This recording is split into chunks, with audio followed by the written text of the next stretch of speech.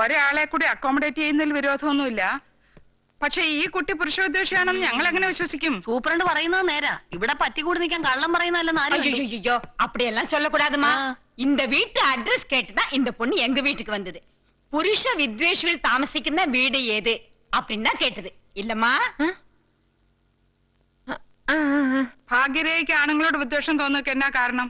എനിക്കങ്ങനെ അവരോട് വിദ്വേഷമൊന്നുമില്ലല്ലോ.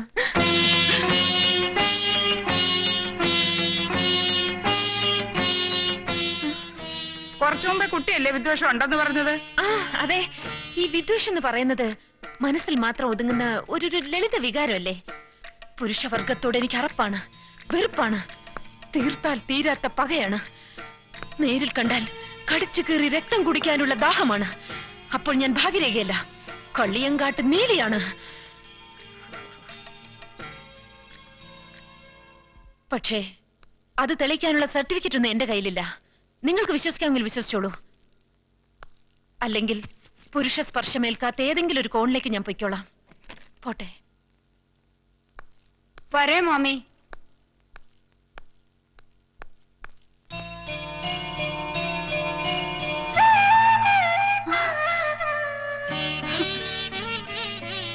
സുജാതെ, നീ എന്താ ഇവിടെ? നീ ഇവിടെയാണോ താമസിക്കുന്നേ? പിന്നല്ലാതെ. നിങ്ങൾ തമ്മിൽ പരിചയമുണ്ടോ? ഞാനും സുജാതയും പ്രീ ഡിഗ്രി വരെ ഒരേ ക്ലാസ്സിലായിരുന്നു. സുജാതയോ? ഭാഗ്യരേഖന്നല്ലേ കുട്ടി പറഞ്ഞത്? അതെ അതെ, ഭാഗ്യരേഖ എന്നാണ് എന്റെ വീട്ടിൽ വിളിക്കുന്ന പേര്. എനിക്കതാ ഇഷ്ടം.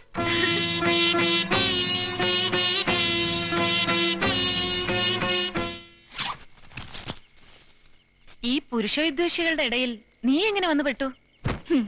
കളിയാക്കണ്ട.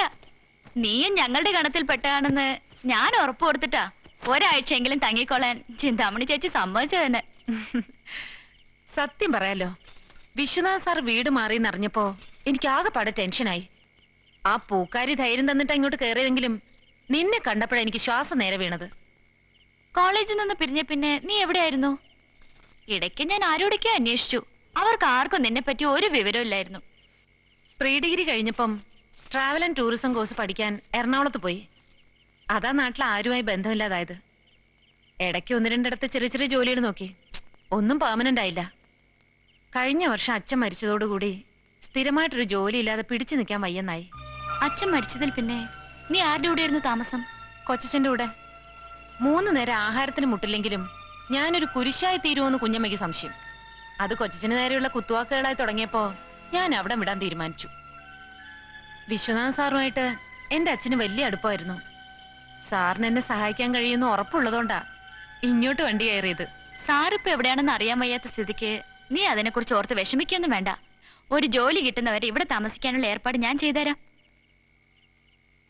വിദ്യാസമ്പന്നയും തൊഴിൽരഹിതയും സർവോപരി സുന്ദരിയുമായ ഒരു യുവതിക്ക് ജോലി തരപ്പെടുത്തി കൊടുക്കാൻ കഴിഞ്ഞില്ലെങ്കിൽ പിന്നെ നമ്മൾ സ്ത്രീ വിമോചനം എന്നൊക്കെ പറഞ്ഞു കിടന്നിട്ട് എന്താ കാര്യം?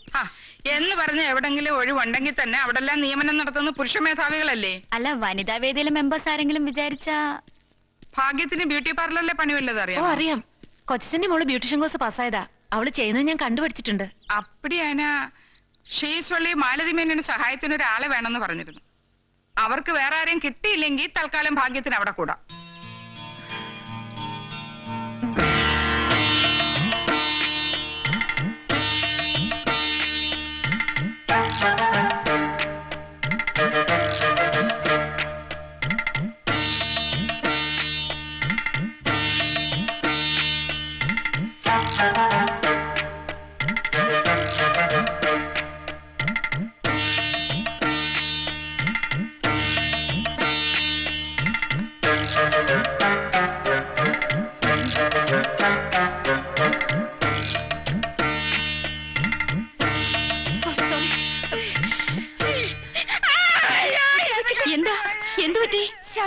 കണ്ണി വീണം തോന്നുന്നു.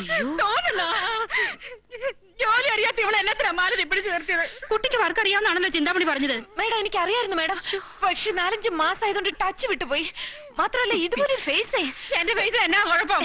ഈ ഫേസിന് കുഴപ്പമൊന്നുമില്ല, ഫേസൊക്കെ നല്ല ഫേസാ. പക്ഷെ എനിക്കെന്തൊരു അബദ്ധം പറ്റിയതാ മേഡം. മേലെ ഇത് ആവർത്തിക്കരുത്. അറിയാവുന്നവർക്ക് ചെയ്താൽ മതി. ശരി madam.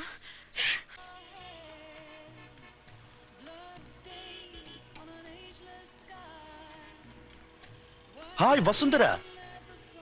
Oh what a surprise. എന്താ ഇവിടെ? ഓ മോക്ക് ടോയ്സ് വാങ്ങാൻ വന്നായിരിക്കും. ഏതായി കുട്ടി? Hi sweetie. ഞാനിവിടെ എന്റെ ഒരു ഫ്രണ്ടിന്റെ മകൾക്ക് ഒരു ബർത്ത്ഡേ പ്രസന്റ് വാങ്ങാൻ വന്നതാ. എക്സ്ക്യൂസ് മീ, എന്നാ അടുത്ത സ്റ്റേജ് പെർഫോമൻസ്? അറിയില്ല. വസുന്ധരയുടെ ഒരു പ്രോഗ്രാം മിസ്സാകുക എന്ന് പറഞ്ഞാൽ I just can't imagine it. Sorry, ഞങ്ങൾക്ക് പോകാൻ അല്പം തിരക്കുണ്ട്. Sure please.